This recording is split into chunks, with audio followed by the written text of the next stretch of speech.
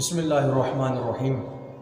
نبی کریم رؤوف الرحیم علیہ التحیۃ والتسلیم نے ارشاد فرمایا کہ جب میرے امتی آپس میں گالی گلوچ کریں گے تو اللہ رب العزت کی نظروں میں گر جائیں گے، اللہ رب العزت کی نظروں میں گر جائیں گے۔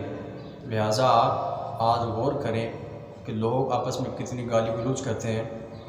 دوست سے ملتا ہے تو ان کا یہ ایک مشغلہ بن چکا ہے، وہ ان کا ایک انداز بن چکا ہے کہ اگر کوئی دوست اپنے دوست سے ملاقات کرنے کے لیے آتا ہے سب سے پہلے گالیوں سے اس کا استقبال کرتا ہے، اور لوگ یہ سمجھتے ہیں کہ یہ آپس میں بہت ہی گہرے دوست ہیں۔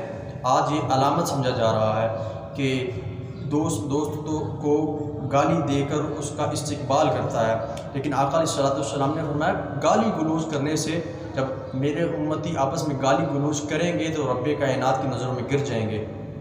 تو لہٰذا ان چیزوں سے بچنا چاہیے۔ اسی طرح ایک دکاندار ہے، وہ اپنے شاگرد کو بلاتا ہے تو اس کا نام لینے کے بجائے اس کو گالی دیتا ہے، گالی دے کر اس کو پکارتا ہے، حتیٰ کہ یہاں تک ہم نے اپنے کانوں سے خود سنا کہ لوگ اپنے والدین کو گالیاں دیتے ہیں، گالی دے کر بلاتے ہیں والدین کو۔ اس کے لیے رب کائنات نے ارشاد فرمایا کہ ان کو اف تک نہ کہو۔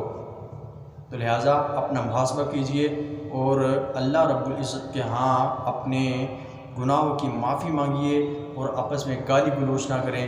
ایک بزرگ فرماتے ہیں کہ کوڑا کرکٹ اٹھا کر اپنے منہ میں رکھ لینا اس کو کوئی بھی پسند نہیں کرتا، لیکن کوڑا کرکٹ اٹھا کر اس کی غلاظت کو اٹھا کر اپنے منہ میں رکھ لینا بہتر ہے اس سے کہ گالی نکالی جائے۔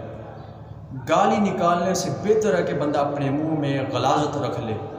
تو لہٰذا گالی حضور صلی اللہ علیہ وسلم کے ہاں بھی بہت ناپسندیدہ عمل ہے، اور رب کائنات کے ہاں بھی بہت ہی ناپسندیدہ عمل ہے۔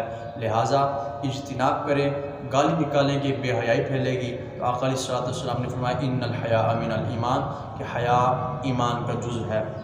تو لہٰذا گالی سے اجتناب کریں اور اللہ کے ہاں اپنے گناہوں کا رجوع کریں، استغفار کریں اور اللہ تعالیٰ سے بخشش